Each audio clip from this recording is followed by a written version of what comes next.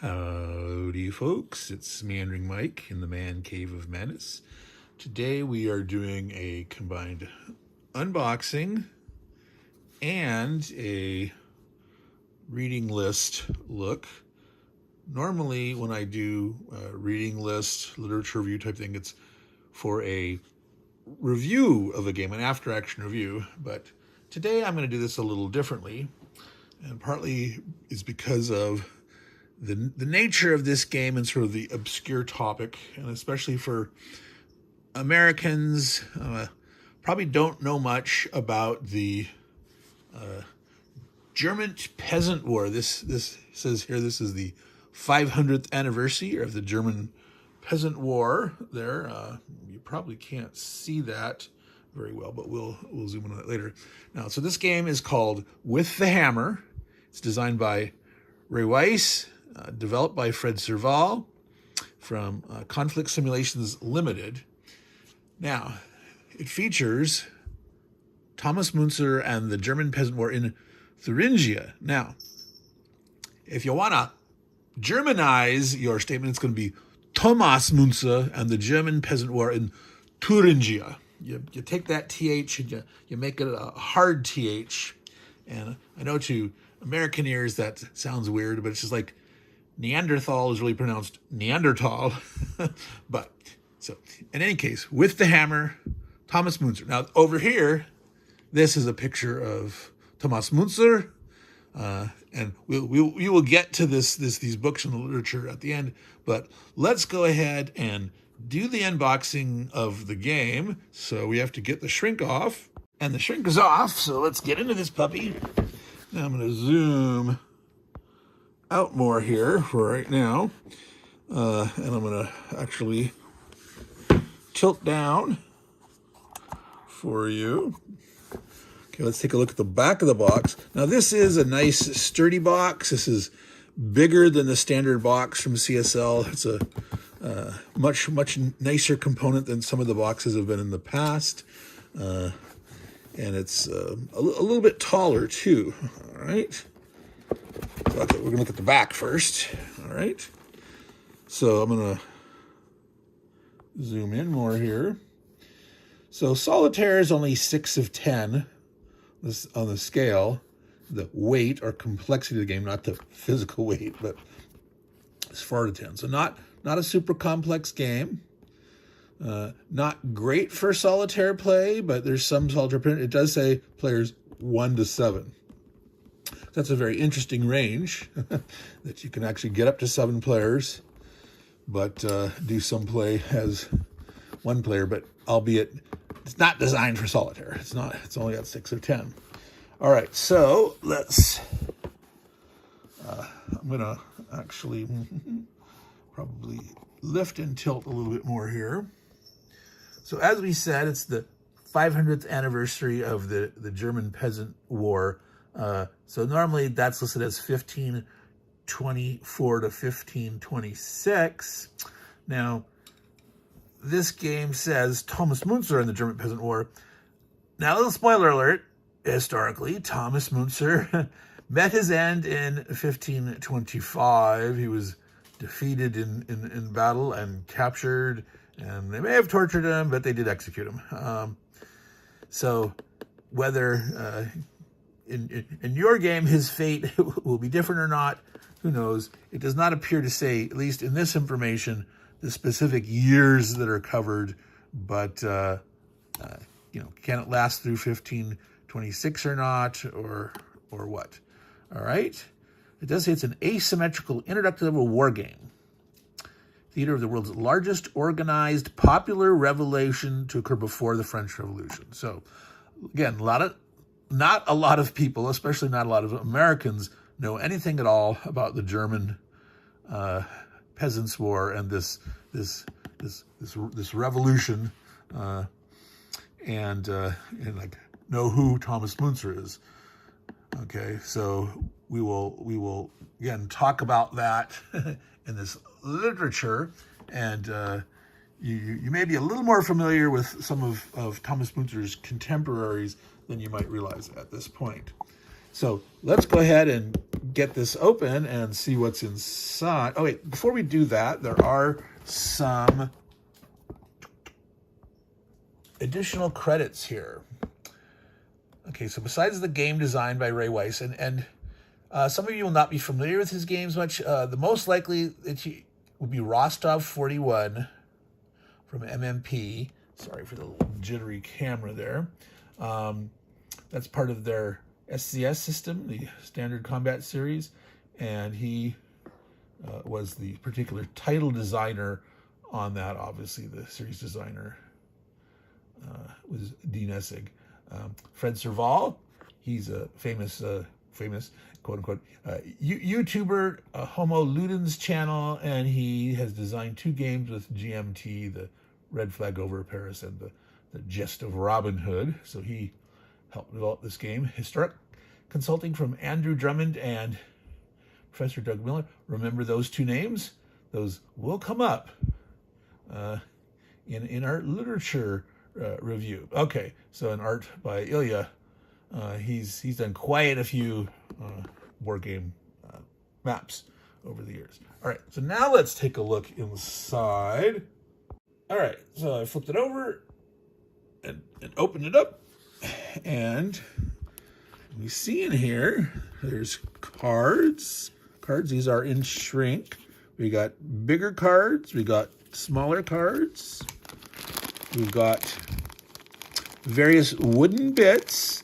There appears to be some blocks, cylinders, some actual meeple-shaped meeples. There's silver ones. There's dice.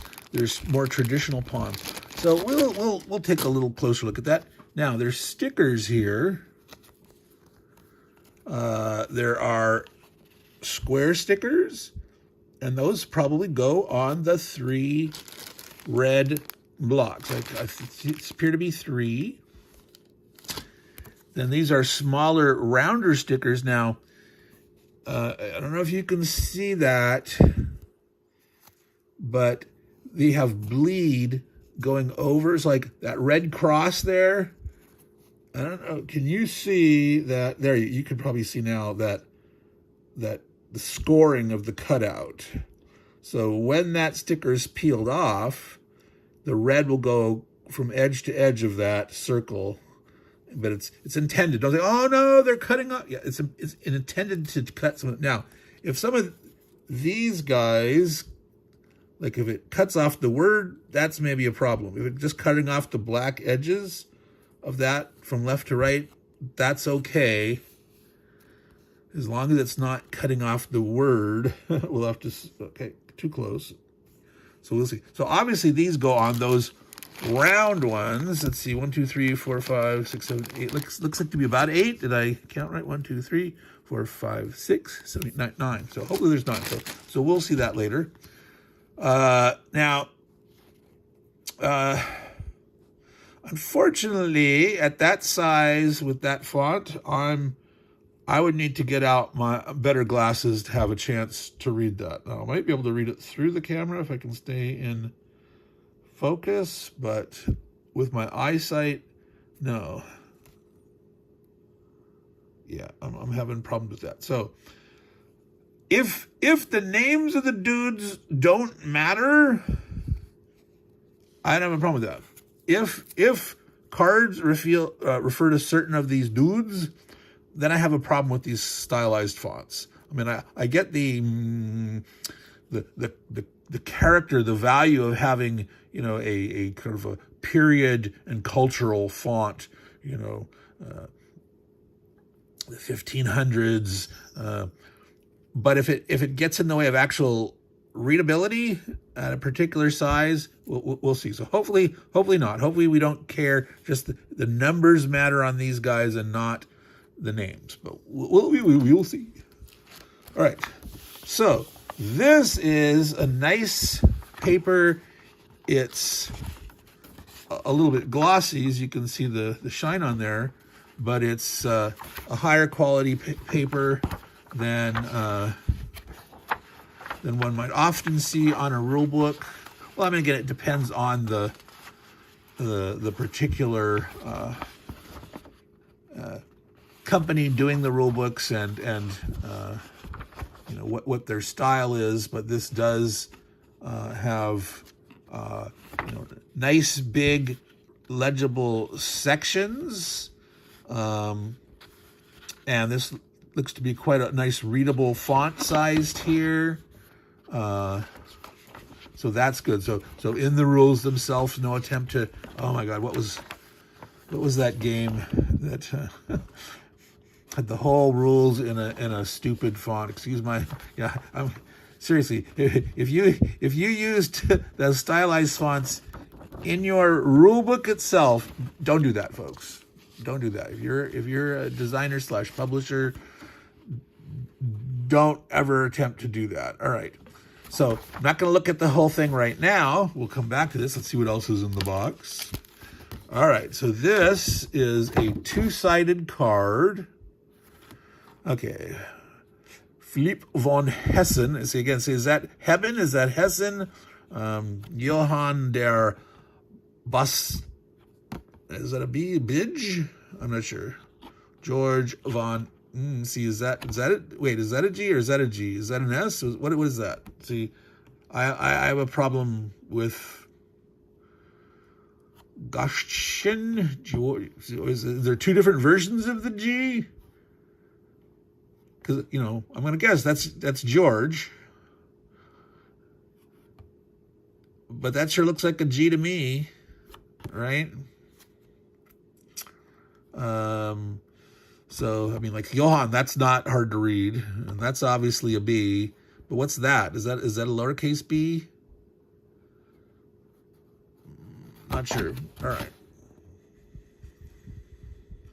right. This is identical. Yeah, the numbers are the same. 3, 3, 4, 3, 4, 3. So I'm not sure why this would need to be on both sides. But it is. All right. I mean, it's nice to have the pictures of the dudes, you know, for historical flavor and such. With the hammer, freelancer, replacement chart. Now, this war was very heavy with mercenaries. There was the Landsknechts, which were very professional mercenaries that, you know, that fought over large periods of time. They were very well established, and they were used during this period. So whether this, as calling them freelancers instead of Landsknechts, whether it's Landsknechts and other mercenaries, peasant actions, noble actions. All right. Combat results table. Now, this is the pet peeve of mine. You have all this room here. Combat results table, and then in parentheses CRT, and then you can say peasant CRT and noble CRT. That's fine. But never assume that someone knows, especially since this was labeled as a somewhat introductory war game. Spell it out. Especially because there's plenty of room there to say combat results table, then CRT in parentheses. All right. So, minor quibble, but all right. So, odds-based. Be interesting to, at some point, compare just how different the 2 combat results tables are. I definitely can see here. Oh, this is interesting. Now, I don't know if you've noticed, but there's a capital A, capital R, and there's a capital A, small r. And I do not see an explanation of results right here. That bothers me.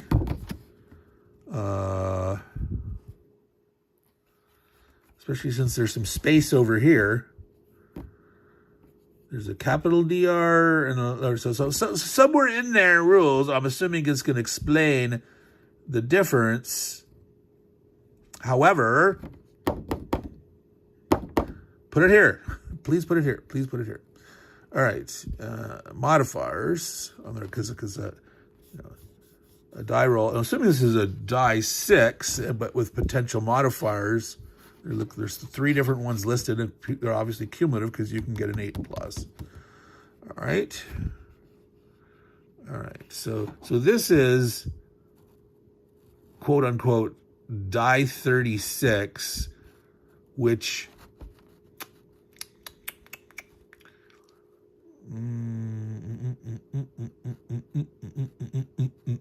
it's really a quote unquote a die 66, which is 2 dice, not adding them, but having a first place and a second place, because you can have 1 and then 1 through 6, 2, and then 1 through 6, 3, 1 through 6, 4, 1 through 6, 5, 1 through 6, and then 6, 1 through 6.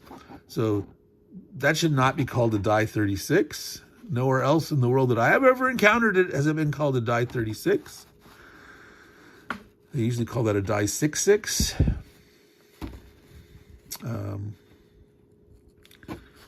Anywho, again, minor quibble for that. Siege table. Okay, I always like games that have actual sieges in them, and not just like, oh, here's a big fortification and it's doubled or tripled or something, where you actually can do a siege. So we will look at more of that later. So we've got counters in a baggie, pre-rounded. One of them has fallen out. So they're going to be easy to punch out. They're re-rounded. They look like they have one side nib, which, you might, depending on how, like this one that came out, the nib, I mean, I can tell that it's there, but it's not horrendously bad, and it might be so small that you could almost just maybe you do a fingernail, kind of a scrape down to do it and not have to worry about cutting these off or not. But all right, so very easy to read counters. They are double-sided. The supplies, so supply on one side, supply times 2 on the other. Depleted markers, and what does that say? Does that say exhausted? Yeah.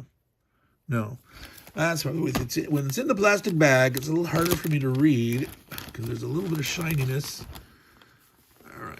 I don't want more counters to fall out yet. I don't like pre-punching counters until I'm ready to actually play a game. Personally, I know some of you can't resist, and I've seen many an unboxing group people just go punch, and punch them all out. And I like to look at counters in place. Okay, this is a contrast problem for me. What I can't read that with my glasses. Exhausted. I'm pretty certain it says exhausted. Now going through the camera, it might look a little better there. Yeah, does that say, that says exhausted, right? And then there's little dudes down there. All right, so these, I don't know, might be mercenaries or something. The Landschlecht and other mercenaries. Got 3 strength and 2 strength guys from this side here, though. Here's the one that came out. They're all the same.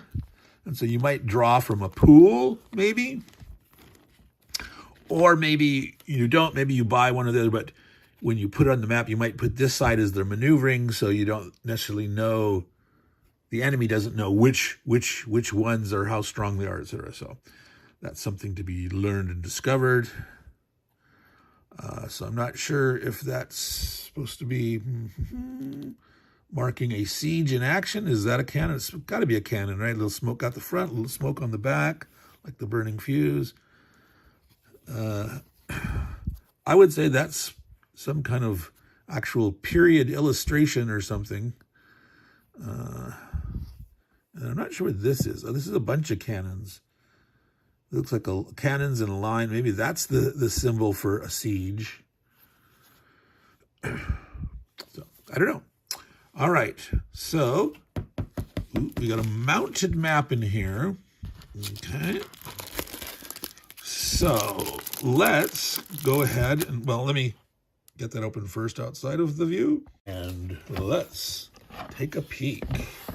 All right, so I'm gonna zoom out here. Now, it's a little bit glossy. So this overhead light here is shining. I'll try to adjust that. Now, I already see a problem a little bit here. Whoever manufactured these mounted boards, they didn't do a good job. There's little air pockets. All right, so that's, okay, that's fine. This whole panel looks good. This one looks good. This one has some minor things. So this is gonna vary, you know, if you get one, you may or may not have any pockets at all. And it may not bother you, but I should not sit here doing this. That's my OCD. Like, oh my God, I gotta get the little air bubbles out. All right. So let's see if I change my angle here. And then let's zoom in on certain parts. All right, so we've got no, that's too close. General record track running from 0 to 20.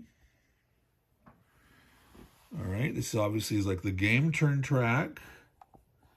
So this starts, the action starts in April of 1525. So this particular time of the German Peasants War and this location, this area,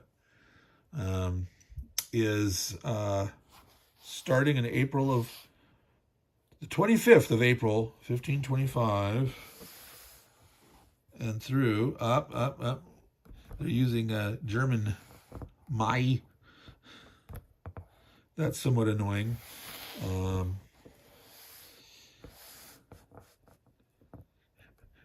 It's in the font. It's got to be an M. It's got to be May. I personally, again, this is a quibble. I wouldn't do that. April is easy enough to read. This is not, and it's not.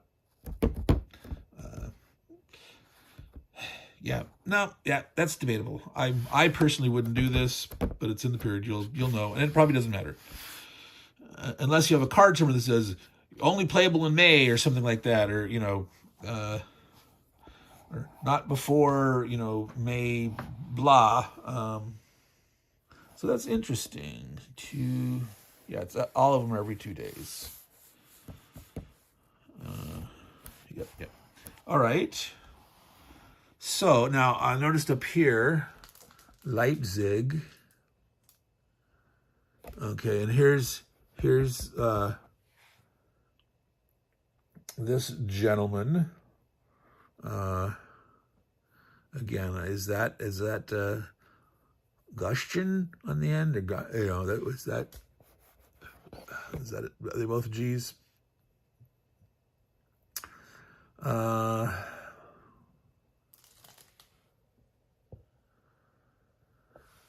Okay, Frankenhausen. Now, that doesn't look like a K to me. That looks like a T. There's a big famous battle fought here. As you can sort of see why, the centrality of the connections. Weimar, very important there. That's got to be an H, right? Is that Helbrungen? There's a little gap. I think this particular character, the kerning's off, and so it's this side has a bigger space there. Mulhausen, so that's definitely an M. Yeah, that's got to be a G, right? Galza.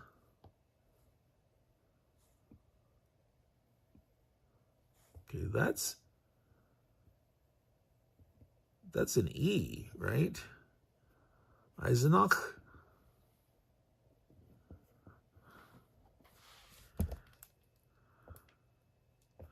All right, zooming in here again. Is that the same letter? I can't tell.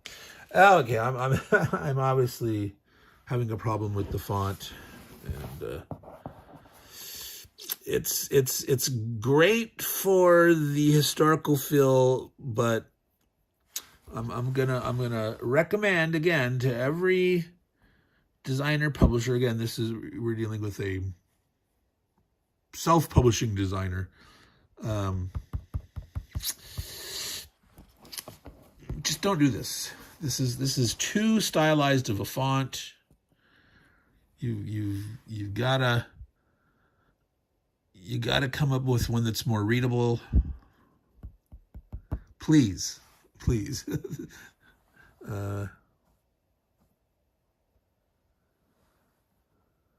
Yeah. Okay. So that's got to be a D. That's actually a D. All right. It's not a B. It's a D. Arnstad. All right. So we have a point-to-point map connecting these cities. All right. We've got evidently 3 main locations. Yeah, that's going to bother me until I get those bubbles out. Of nobles. Their home turfs. Noble, and noble. All right.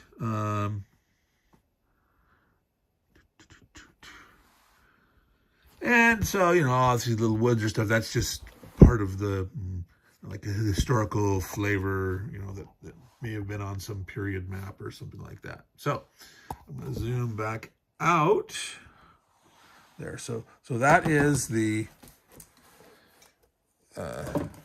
map of with the hammer.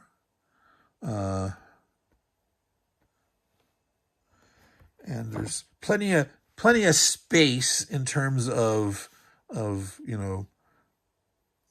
like, in a hex and counter map, sometimes you have counters that are, too big for the size of the hexes or whatnot. So there's plenty of room here. You have your blocks and or your cylinders and the different pawns, and you can easily have, multiple guys in each of these towns without much worry, and be able to tell where they are.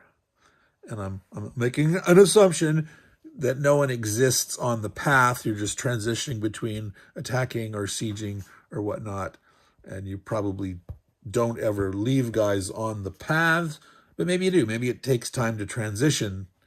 I don't know if it moves one space each turn, and so it might take, because again, it's only every 2 days. It turns over every 2 days, so I don't know, how close these are here in this part of Germany. How far is it from Leipzig to Mulhausen? We could look that up. I do not know off the top of my head, but all right. So let's take a look at the rule book. So let me put this map away. All right, so we're going to take a look at the rule book here. So the table of contents on the front. Introduction, important concepts, setup, sequence of play, freelancer and event phase, peasant leader phase, noble action phase, combat and a turn. Then the victory rules, optionals, designer notes, historical background, and credits.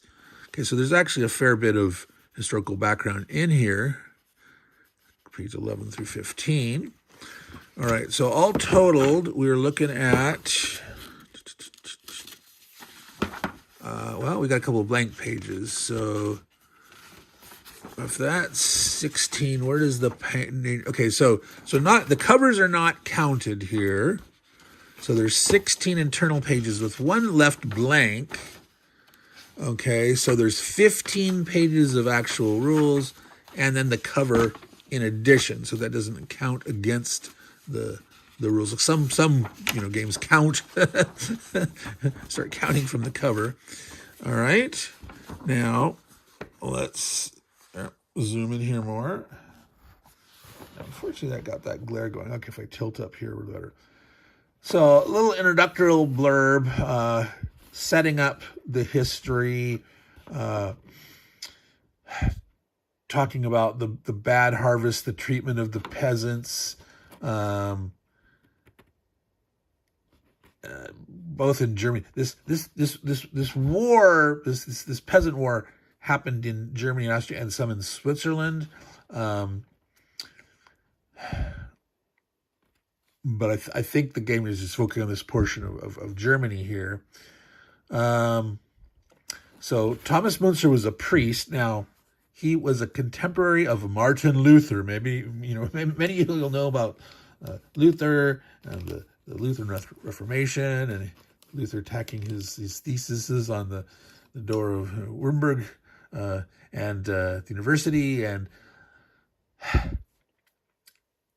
they were contemporaries that, Muntzer was an ally of Luther's, but they sort of parted ways.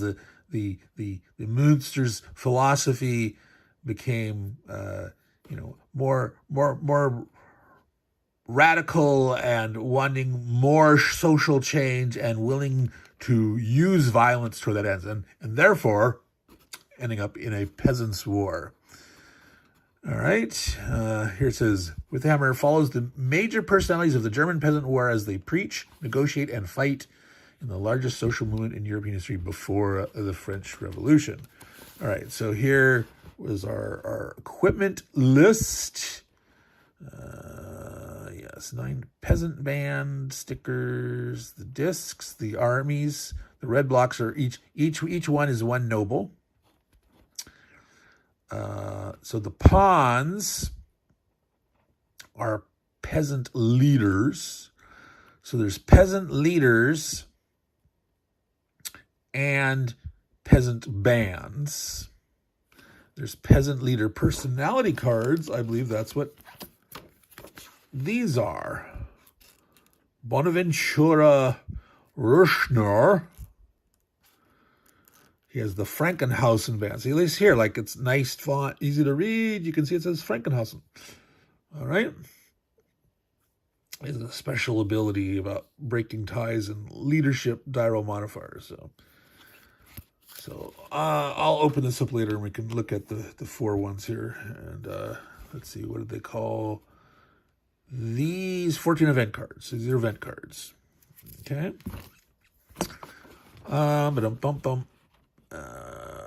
Several markers on certain tracks, etc. So we're not going to go through all this in super detail, but yeah, depleted and exhausted markers. Okay, so we talked about supply. Okay, propaganda. That's what those things that look like documents. Those are propaganda. It says that represents the influence of Thomas Muntzer and dictate where peasant leaders may move. Interesting. So you're using propaganda to maybe rail against certain injustices that the peasants, and trying to get them to go over there. Put a target. Use your propaganda to point a target on certain nobles or certain nobles' holdings, etc. Okay, so those are artillery points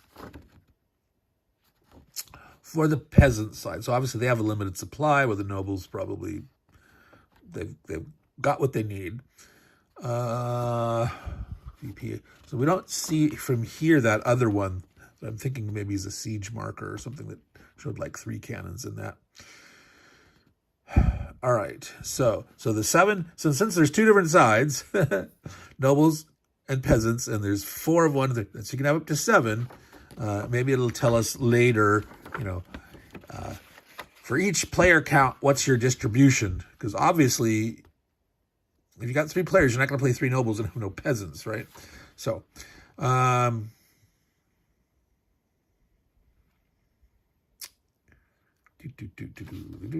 locales. So those towns on the map are called locales.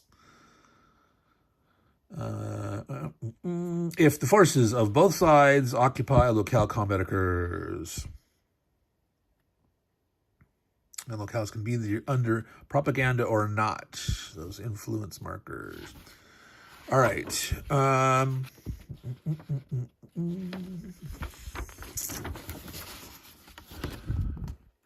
those are freelancers. Okay. The Landsknecht, those are the very, very professional mercenaries, and then miners. So interesting. They were getting miners. Either side can attempt to inspire and negotiate with freelancers. Interesting. I don't know historically how much. Maybe the miners sided with the peasants, but the Landsknechts. I mean, key battle at Frankenhausen. You know, the even though the Landsknecht dudes are outnumbered, their professionalness, you know, kicked ass. Excuse my French, but excuse my German. I don't know what ass is in German. Events set up. All right. So here's the case of, here's all the names. So we'll be able to tell here what those names are supposed to be and figure out what those letters are. But because of this, there should be on the, like, if you want to have that nice fancy medieval font thing, fine, but in parentheses or something, put the name in the anglicized spelling of it here.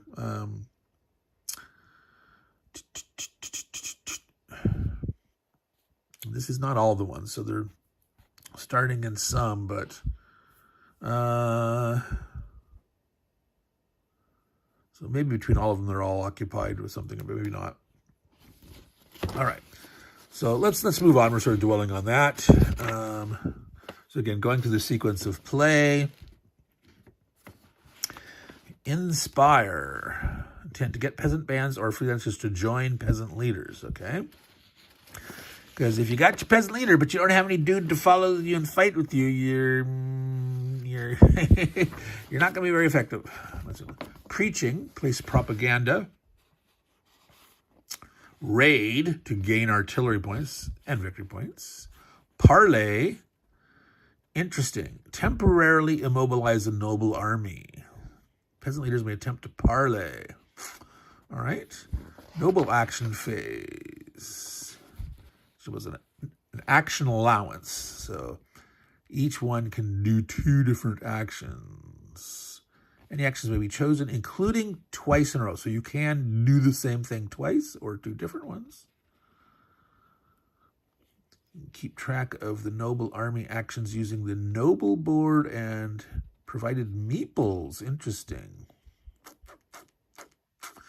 So that was that board that was 2-sided, the same thing on both sides. You know, obviously, we only have one side playing, but the meeples are actually used on that board to show what actions are like in effect.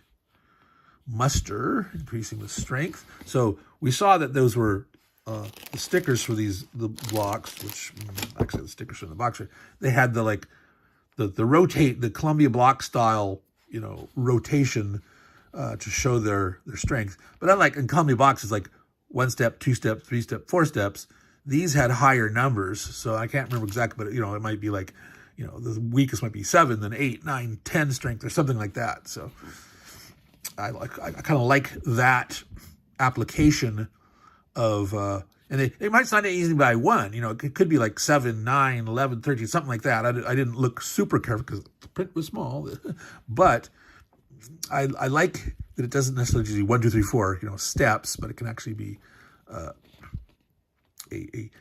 net combat strength as opposed to having a combat rating, applied across a certain number of steps of units. So, anywho, mustering. I'm going to talk about supply. Gain supply for movement. Okay, so I think so what I've heard, this is somewhat leveraging off Volker Runke's levy and campaign system. That part of the elements of this are modeled on that. So the need to have a certain amount of supplies, the provisions, the provender, so to be able to maneuver and move and support your army in the field. And so, you're mustering, so you're levying, and you have to have supplies to campaign. Negotiate. Okay, so interesting. So So the peasants attempt to parley, the nobles negotiate to try to disband peasant bands or get the freelancers to join the noble army. So there's preach and counter preach. So 6.3, that's a peasant action preach to place propaganda, and the noble, their side preaching attempts to remove. Oh, little typo. Peaching instead of preaching. Typo.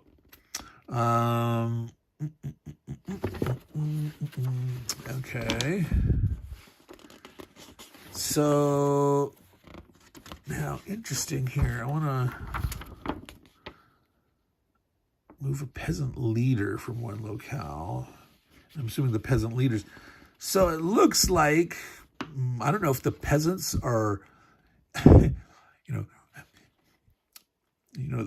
been working the land and they've got, the provisions that, hey, we are not turning over the Lord. We're taking their stuff with them. So do the peasants, they don't have to worry about supply, and the nobles do.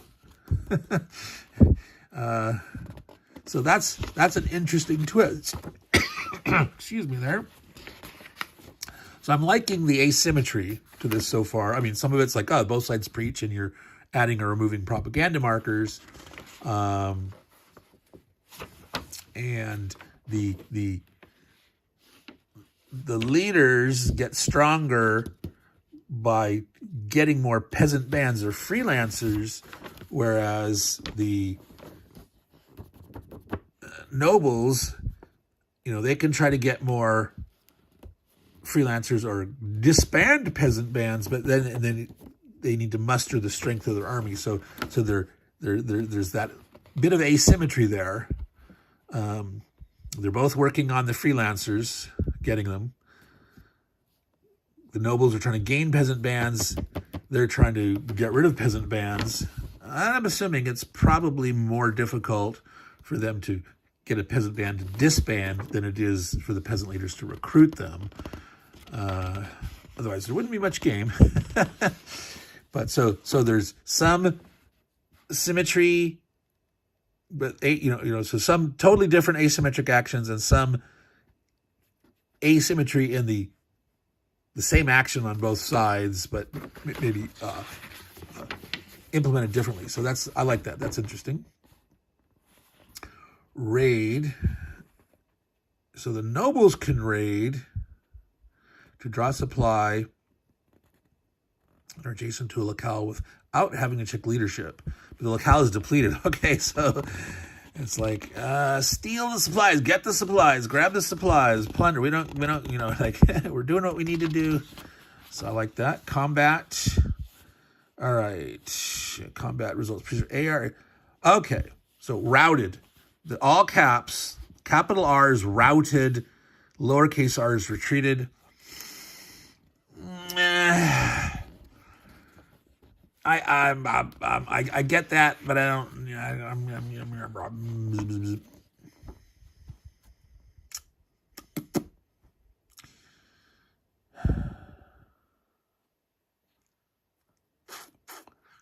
I would prefer to actually have the word route or something, than doing this capitalization difference. So like you could have D route and you can have DR. We're used to saying DR for defender retreat, but in many combat results tables in various games, they would be the same, uppercase or lowercase. And usually it's uppercase, and so just a DR is a DR. In this case, capital DR is routed. Capital D lowercase is. I wouldn't do it that way, but you can easily get used to it. You can get used to it, but I wouldn't do it that way. But that's Meandering Mike's opinion, and that's fine. Exchanges, okay. So we have to look at that route procedure to see how much law, because there's no eliminates. There's exchange. There's retreats and routes. There's no just out and out elim. So route procedure. Whenever called onto route, players first check to see if the leaders themselves are routed before checking if the force center will either stick around with the leader or route themselves. Okay, so there's some rolling. Oh, interesting.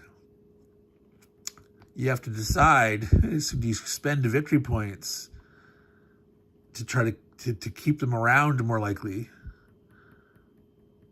Otherwise, they're going to get captured. Game over for that dude.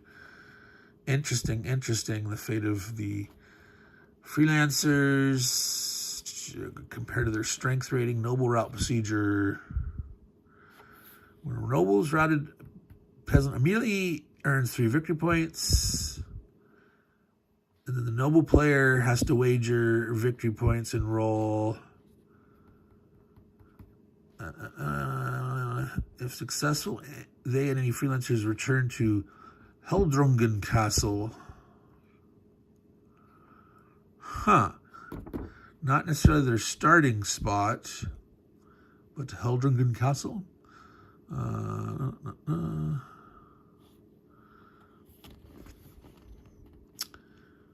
All right, so peasant victory conditions. So it's interesting that you're gaining victory, but you also potentially spend victory points. So if the peasants have to get to 20, so obviously the peasants, when they're trying to keep their routed leaders from being captured, like, is it worth it? Do I just let this guy be captured, or do I burn some points to try to roll to save him? The nobles would be giving points. Do I just let the guy get captured? He's going to be eliminated. Oh, but see, if he's eliminated and move the game, they get additional victory points equal to the eliminated noble. So you probably... Now, it doesn't say. It says wager if they're not... Okay, is the numbers equal to or under? So you might fail. You might wager 5 points and you might roll a 6. And you've blown those 5 points. And so for the nobles, then they'd also get more points. So you could go boom, a big, blow 5 points. And then the influence was some of those like 4 or 3 or something. So that could be huge, That could be a huge thing right there. You rout a noble, you gain 3 points. Let's say he tries to spend his 5, blows his roll, and the guy was worth 4 points. That's 12 victory points right there. That is 12 victory points right there. That could be game over. 2 of those, game over. Very interesting. So, so how much do you risk? Because if you don't risk anything, they're gonna have got the 3, and they're gonna get that, and you're gonna have lost your thing. There's only 3 nobles. All right. 2 out of 3 are they just have to eliminate, right? So if you've lost 1, you can't afford to lose that next one. You've got to do what you can. If all numbered locales are under propaganda, numbered locales. Do I don't remember seeing numbers on the map. Was I not paying attention? We'll have to go back and open that up. All right, so I intended this to be much shorter than this, so I'm digging in a little way too much. Noble victory conditions. Okay, the nobles reach. Now, there's only 1 victory point counter, so it says the nobles reach 0 victory. That really means the peasants get down to 0. If the peasants get down to 0, 3 out of the 4 peasant leaders eliminated. So as long as you have at least 2 peasant leaders of the 4 alive, you're still going. No more than 5 locales are under propaganda. Wow. All right. No more than 5. So you got to get them all. There's one way to win there. See, these are or. Any of these is in place are under propaganda.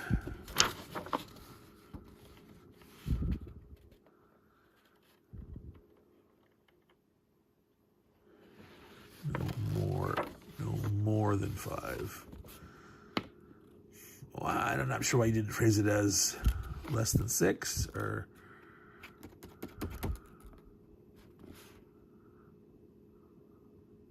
You get it down to 5 or less, but no more than 5. Okay. It's just an odd wording to me. Okay. Optional rules, multiple peasant players.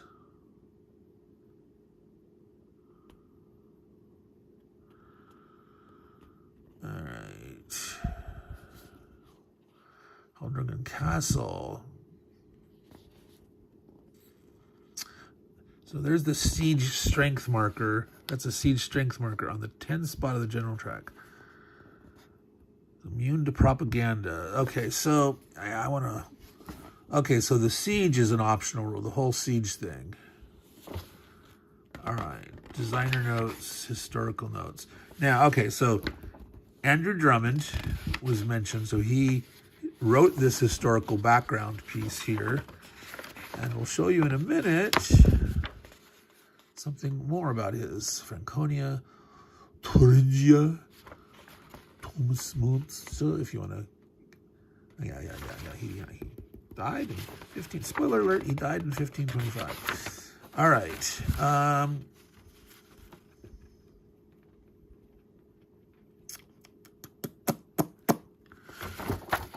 So let's go ahead and take a quick peek at the cards. Let me get them open.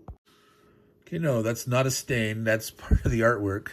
It's like, oh my God, did they get water damaged? No. That's a little odd. I again, personally would not do that. All right. So they said there was 14. They're not in order. We'll start Haldringen. Council deals.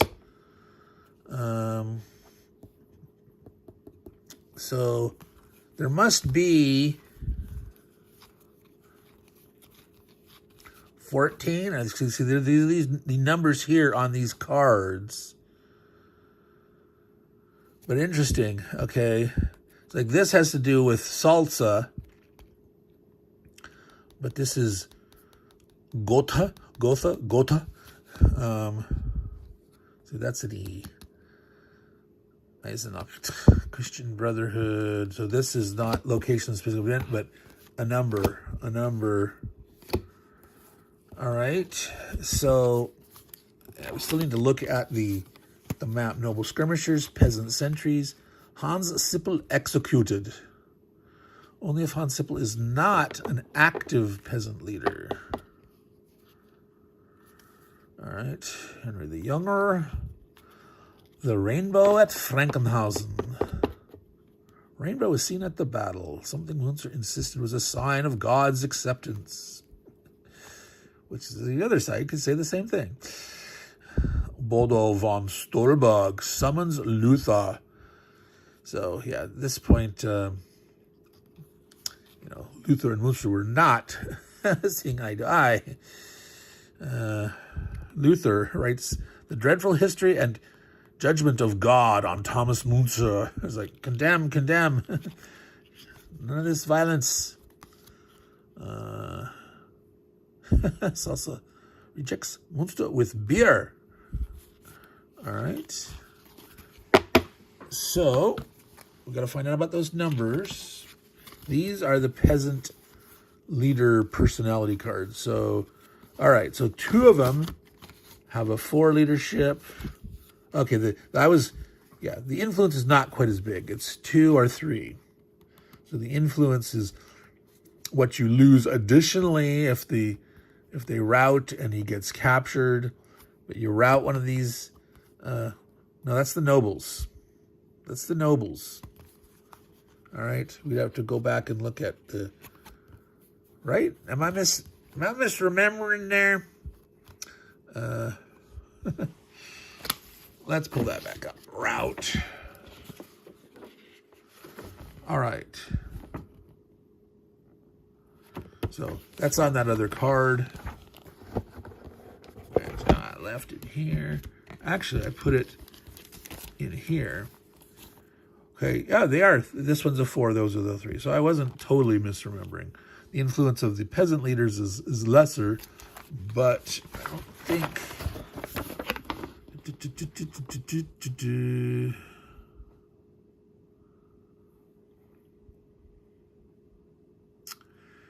Yeah, there's no extra loss for the peasant leader based on their influence if they get captured. They're gone. All right?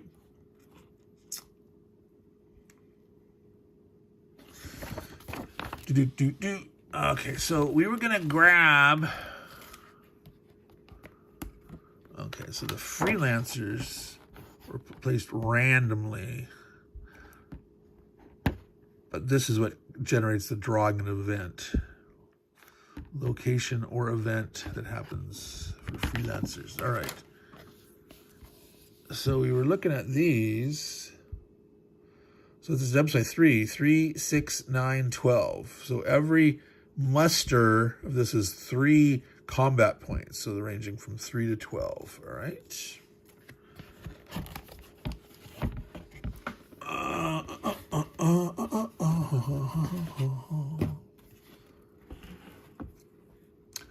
All right. So I'm going to zoom out. Again, for the glare. So there are no numbers on here on the map.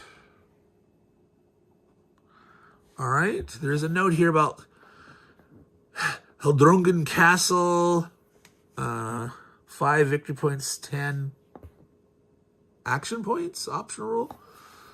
I mean, AP, action points. There are no numbers on this map.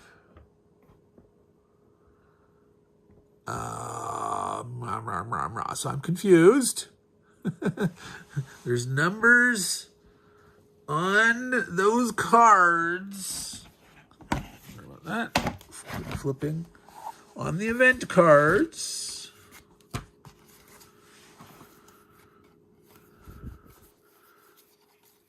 So I'm finding this problematic. If I'm not looking at the map and seeing, because at any moment the game can end if all numbered locations are propagandized, and if the propaganda is down to 5 or less, the nobles win. Boom. Game over.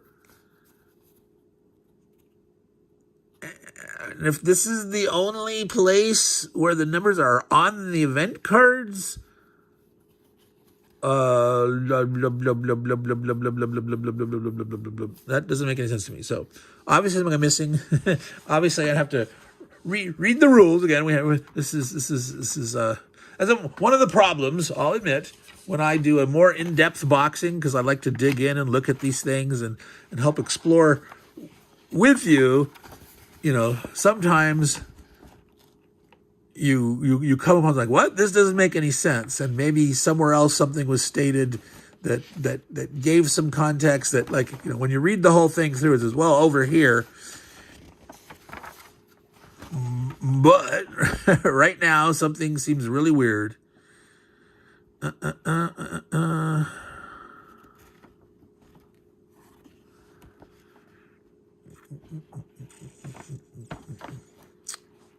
Okay, interesting.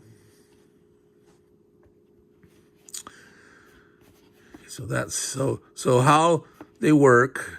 If it's under propaganda, it gives a bonus to peasant leader, like actions, penalties to the nobles, and the peasant leaders can only end movement or where they retreat to in a locale with a propaganda marker. All right.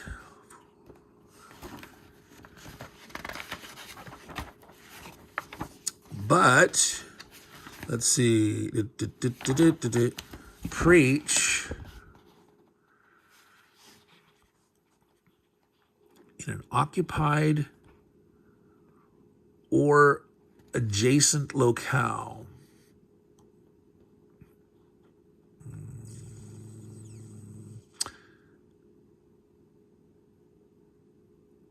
No.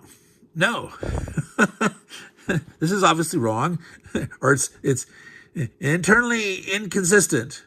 If a peasant can only end where there's a propaganda marker that says, obviously you can't preach to place a propaganda marker in the same place, because you can only be in a place where there's a propaganda marker. No, there's an exception, I'm assuming. They're in a spot where there's a propaganda marker. The nobles preach or remove the propaganda marker. The noble would have to stay where he is, I assume, and preach to put it back under propaganda.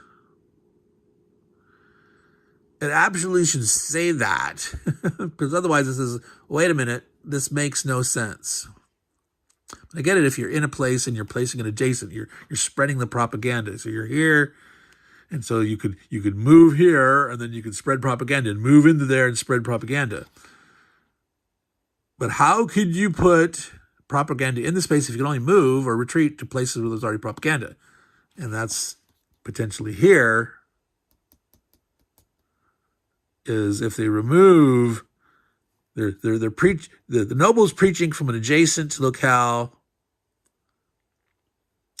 and they remove that propaganda that's under the peasant leader. The peasant leader, well, I suppose they could move out of there into a place where there's propaganda already, or they could stay there and propagandize to put the propaganda back, I guess. All right. This definitely, I think, would do with an example of play in here in the rule book. Now, I appreciate all this nice historical stuff, but you know what? Look at that. You got a whole blank page here. You got a blank internal of that. You got a whole blank back. I think it might have been nice to maybe print those on the back also. I mean, I absolutely prefer having a sheet like this instead of having to do this, but you could repeat those there. And you could have used an extra, like 2 pages for an example of play and pushed all this historical stuff back 2 pages. So, Ray, it's all print on demand, so I highly recommend that you expand the rule book here, clarify a few points. There's probably more than the one typo that I spotted, preaching instead of preaching. Put an example of play in here. And explain that numbered thing for these victory conditions are more than 5 locales. Locales. So here this just says locales under propaganda. All numbered locales are under propaganda.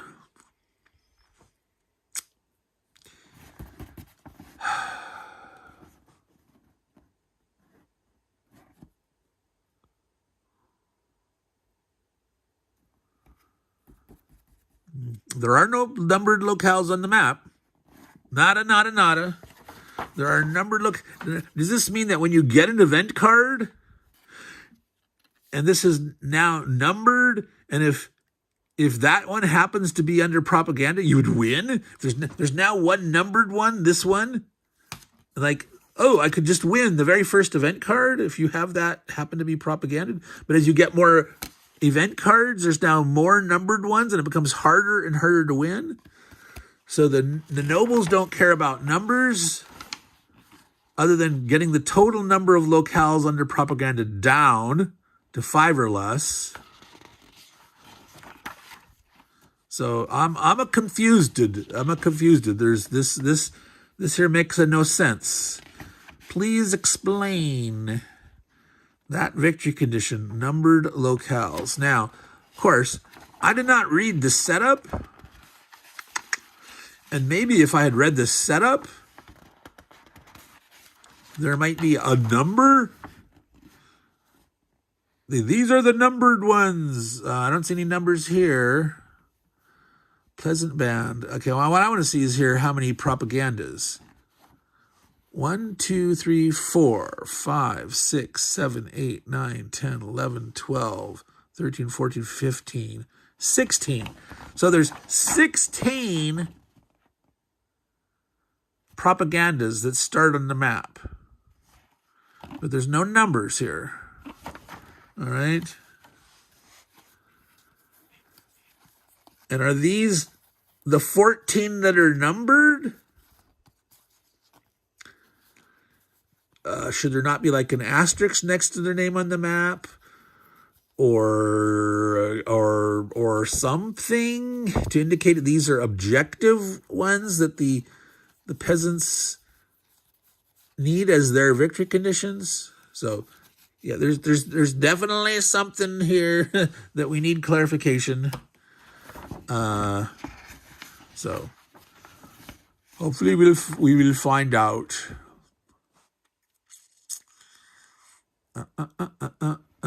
Events. There's something here about events. When rolling freelance replacement, there's a chance that a random event may be generated to perform all the steps of the event, if possible. If impossible, then the event has no effect.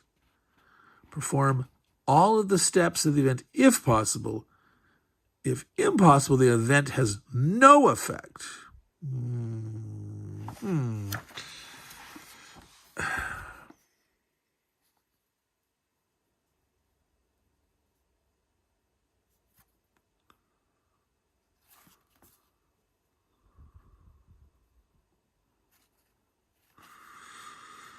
I don't know.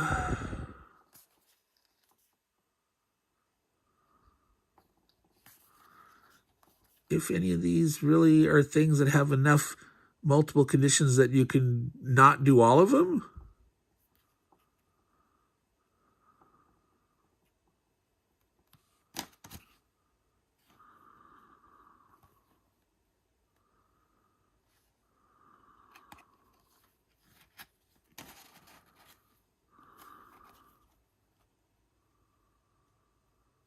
Whoa. Okay, noble officers, not nobles.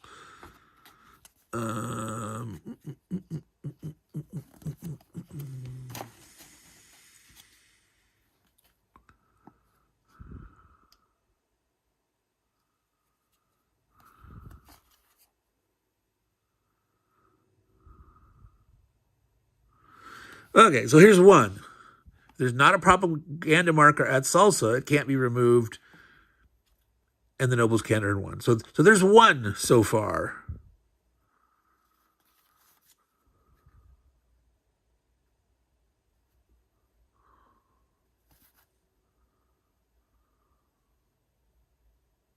Yeah, so that's weird. That's a weird statement.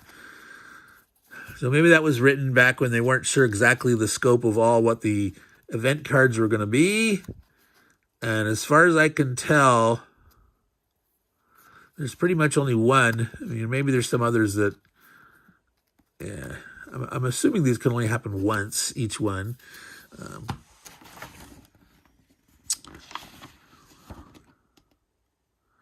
Is a location for players to place a randomized freelancer. So that's not even number. Oh, goodness. Okay. So this number has nothing to do with quote unquote numbered locales.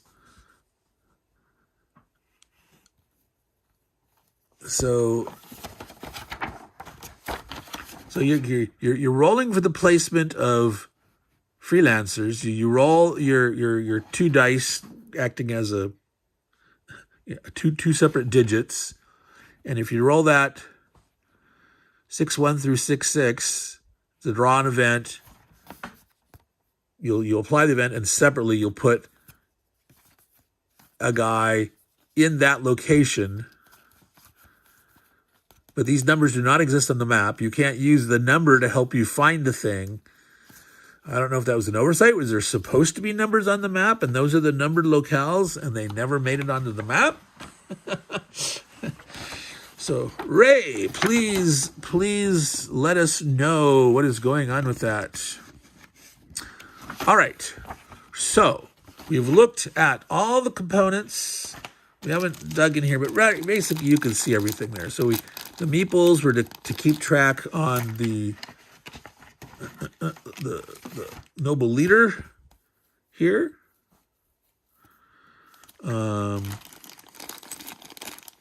And which, though, let's see, they were able to do 2 actions.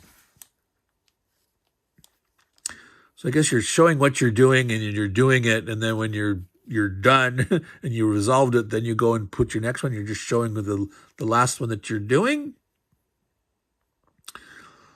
I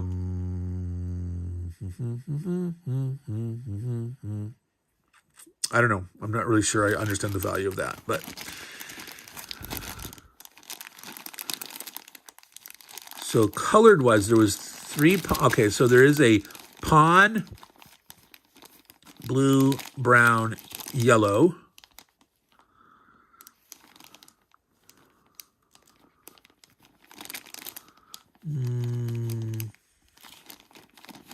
And the tan. So unfortunately, so that's so there's a thinner disc. I would not have made one of the peasant leaders tan. You have all these bands, the separate bands that are tan. So it's kind of weird in a sense, because I'm assuming any and all of those peasant leaders can have the tan bands. And so, yeah, I don't know. That's a component choice.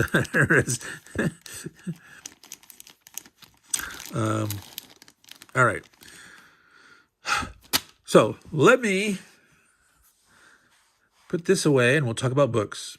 All right, so we're going to take a look at books. Now, the reason I'm doing the look at the books now is, I mentioned a little bit about some of the history there, Muntzer and Luther, and there's historical information in the thing. Some people with their war games, they've read material about a topic, and they say, hey, I want to go play a game on that. Some people play a game first and then say, hey, I want to read about this. And they go out and get books. And some people are in between. They might have read a little bit about a subject. They go and play a game and say, oh, I want to learn more. Because German Peasant War is so little known to us Americans, you may want to do some pre-reading to get more of the historical background or not, or know what's out there to supplement your understanding of what's going on. So Thomas Muntzer himself collected writings. There are quite a few versions of his collected writings out there. It's all in the public domain, of course. This particular one is very recently published, I believe, 2024. 2024. Karl Hermessen. So it's a recent translation, and it has some background information, and then Munster Manifesto, a sermon, and a letter of admonition to Brother Ernst of Heldrungen. So here you can get yourself some firsthand reading of Munster's works and get an idea of his religious and social interests, what he's pushing for. Now, this next one, some of you are going to go and gasp. Okay, very early writing on Muntzer, The German Peasant War, Engels. Yes, this is written by Frederick Engels.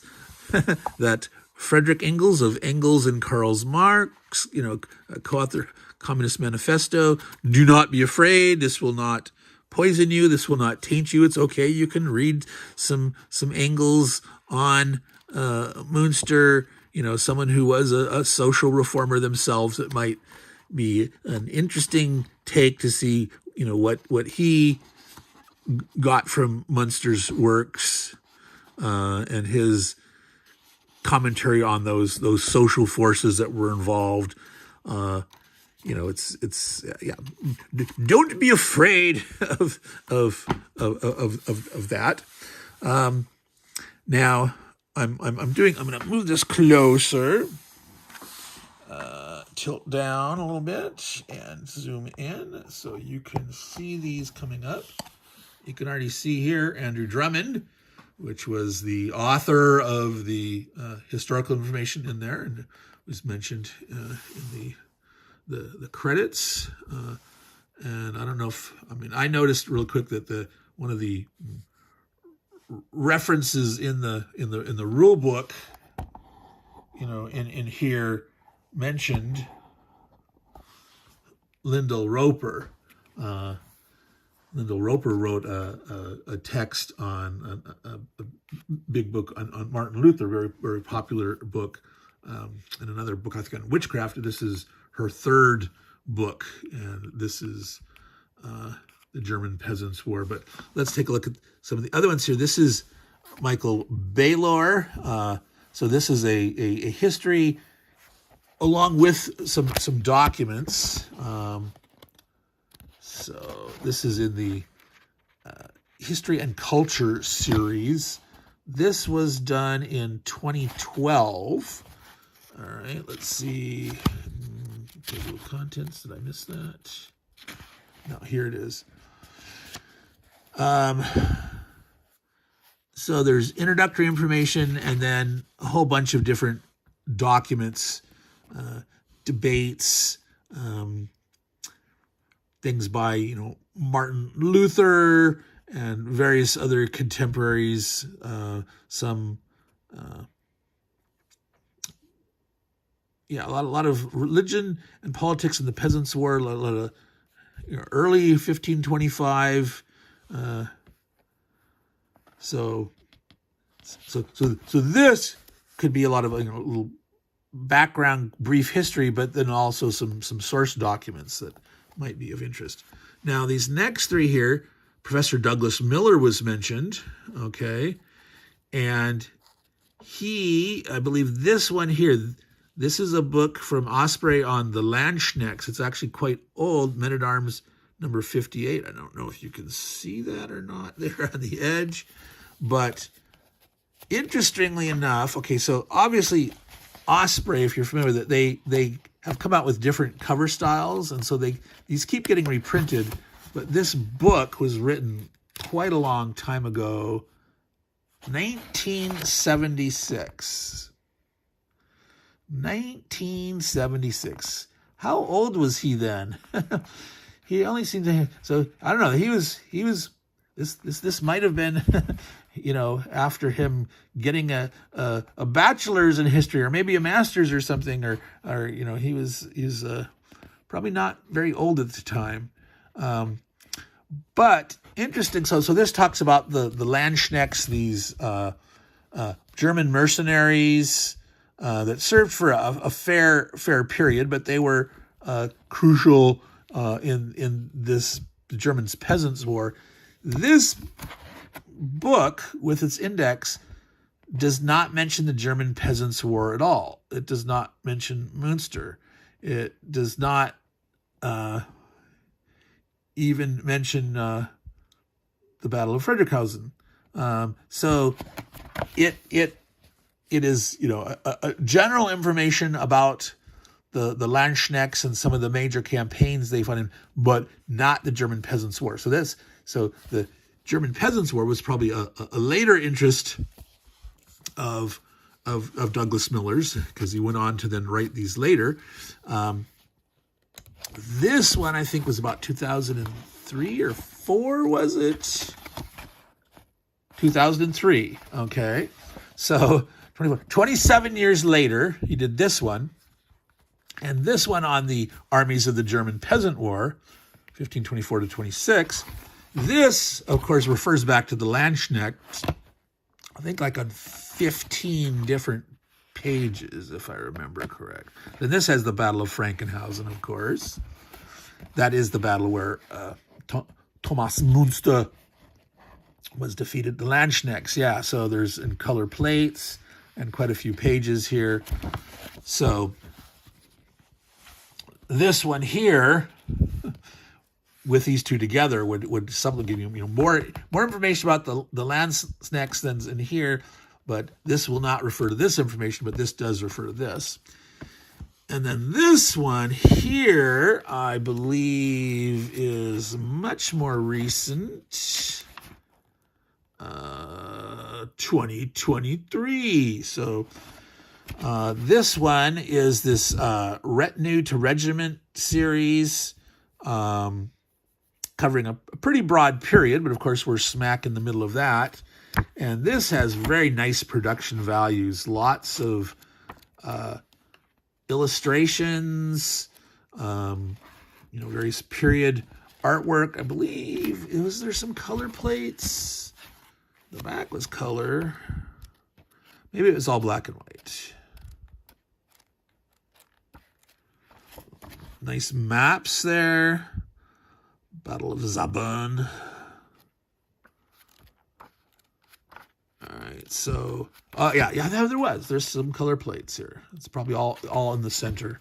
That's what they often will do that, or sometimes a book will have, a set of color plates in a row, and they might disperse them throughout a book, but they'll usually all put them together, and it makes it easier for them to print and bind these things when they do that. But so in this case, all the color prints are in the middle here. So there was interesting. They have their own numbering. They've got italic, or not italic, but the lowercase Roman.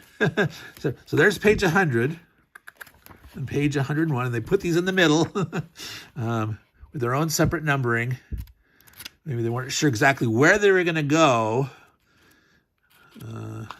but that way they could actually print these all up, and then just some kind of interesting insertion and binding process. But so this thing here, if you really, really, really, really want to dig into the nth degree, maps, illustrations, let's see, extracts from field ordinances, interesting. So there's only 7 chapters, so they're pretty big chapters. Introduction, warfare at the turn of the century, military organization of the peasants, the outbreak of the war in the Southwest, the rise and fall of the revolt, the aftermath, and then the conclusion. And then color plate commentaries. So this thing here. He also wrote a book just on the Battle of Frankenhausen, and I have not been able to find it. Supposedly it was supposed to still be in print, but I couldn't locate it. So at some point I'll do that. But so that was Douglas Miller, Professor Miller. Okay, here's the book that Andrew Drummond wrote, The Dreadful History and Judgment of God on Thomas Muntzer, which is the title of what Martin Luther wrote. So this is the life and times of an early German revolutionary. And this, I believe, is pretty recent. 2024. Right, so quite recent.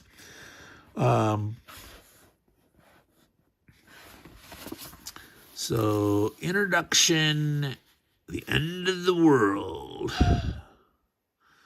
So, a little biography, Munster's early years, preacher, visit to Prague. So, there's these, kind of literary titles. The end of the world, the devil sowed his seed, murder and riot and bloodshed. But the italicized part underneath these is basically, well, what's it covering? Okay, interesting here. Getting to know the family chart. Who's Ernst Albrecht, Johann, Friedrich Johann Ernst, Frederick II, the Meek. Well, that's way back. Okay, that's the 1460s. So the lineage up to Johann Ernst, Johann Frederick the Magnanimous. So he's born in 1503. So he was only 21-ish when this broke out. And he wasn't born until 1521. So when this thing ended, he's only here's the people that we care about here. All right, so quite a bit here. There are black and white, some of these illustrations that we've seen. Some modern day pictures of, here's the house of the Teutonic Knights in Mulhausen. So few and far between of the illustrations. It's like a elaborately printed page from Muntzer's German church office of 1523. This does not appear to have any maps. So this is I don't know if it's going to have any real battle. Okay, they do have a chapter on the Battle of Frankenhausen, the aftermath of the defeat. They have the Thuringian uprising, the Southwest Germany at the time of the peasant uprising. So what was it like?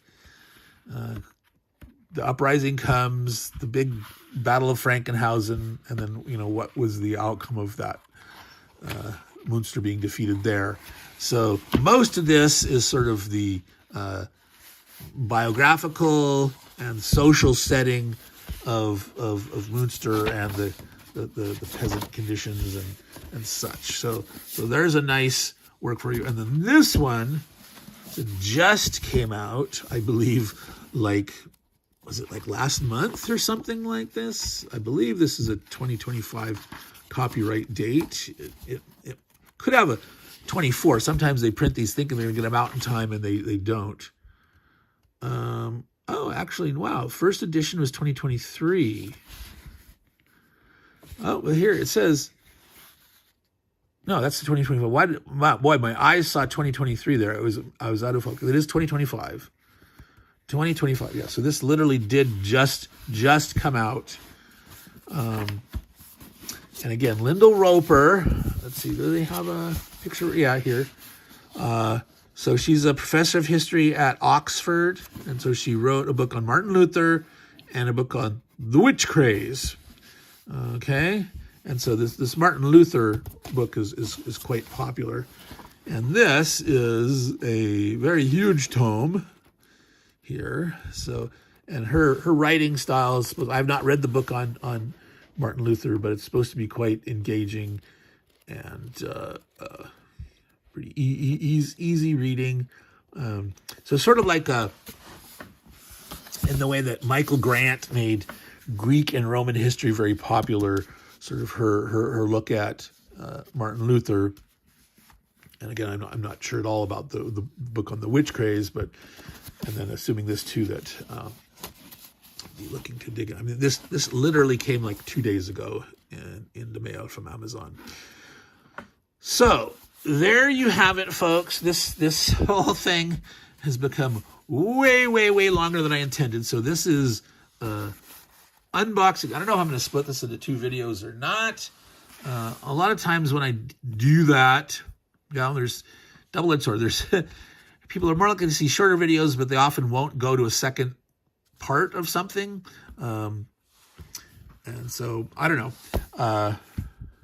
For those of you that have an interest in the topic, certainly this all these books will help your enjoyment, engagement with the subject, and help you appreciate the going-ons of the game, understanding some of the what's happening, and learning a little bit about some of the players, the players as in the the historical players, not the people playing the game, your particular game instance. But so with the hammer, Thomas Muntzer,